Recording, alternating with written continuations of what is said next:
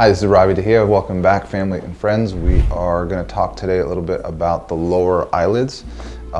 It's something that I think a lot of people are noticing more and more these days because of Zoom calls. I get so many patients coming in who mention that they're first observing some of these things while they're on their Zoom calls. A lot of people are just looking at themselves more than ever, obviously. So the aging that occurs around the eye is pretty universal. First, we have to understand what the layers are in the lower eyelid, and I'm going to show you a picture of that briefly. But the key things are we've got skin, and of course our skin ages throughout our face, but it happens particularly fast in the lower eyelid for a couple of reasons. One is this area gets a lot of sun exposure.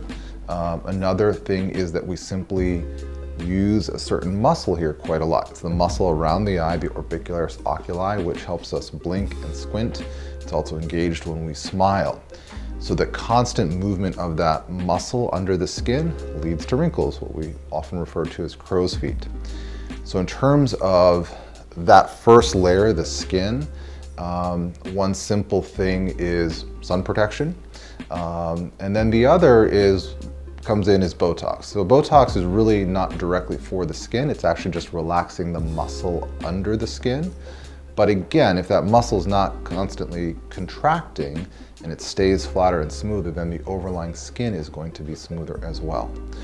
So first layer, again, it's really about sun protection and limiting that muscle contraction, which really relates to the next part of it, or the next layer, I should say, which is that muscle.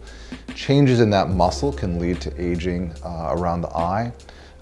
One of the things I often see is that constant contraction of the muscle not only contributes to little lines on the sides, but some people get sort of a bulging of that lower eyelid muscle.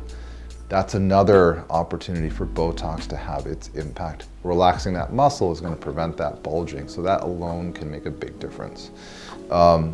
So in fact, let me show you a quick picture here. So here is a picture of the cross anatomy of the lower eyelid.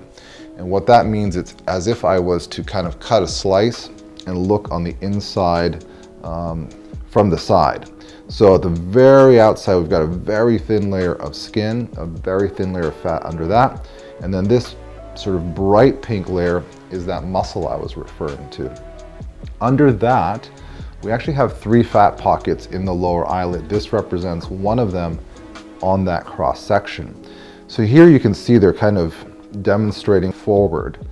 And it also often looks more pronounced as we get older, because not only does that fat start to push forward, but we tend to lose volume below the eyelid in that sort of tear trough area. So the combination of this fat pushing forward and then the loss of volume below really compounds that look of eye bag. This is now where we start getting into 2 other options for rejuvenating the lower eyelid. Basically, we can either try to fill that hollowing that occurs, and this has become a really popular treatment. People want to get rid of those bags, but they don't want surgery. So filling that is the natural answer. Big important point there is, what do you use there? A lot of people use a lot of hyaluronic acid fillers like Restylane and Juvederm and Bellaterra. There's a whole bunch. It's not the brand that's the issue, it's the nature of that material is not well suited for that area. I much prefer either fat or Sculptra there. So filling that sort of hollowness is a great option if you're a candidate for that. Now sometimes the looseness of the skin and the muscle and the amount of fat pushing out can be such that the filler is really not going to do a great job. So that's where surgery comes in, or a lower eyelid lift or blepharoplasty. This is where we want to get under that skin and muscle and remove some of that fat that I showed you, and sometimes reposition it, which means taking it from where it's causing all that fullness and actually shift it down to fill in where we're hollowing. So we're really repurposing the fat. And this is a more modern technique as opposed to just removing fat. And then we tighten the overlying skin and muscle. So as you can tell, there are lots of different options for rejuvenating the area, anything from Botox to fillers to surgery. Best way to find out what's best for you is obviously go see a professional or come see us, and in person we can kind of evaluate you and give you our best advice. Hopefully that was informative, and thanks for joining us today.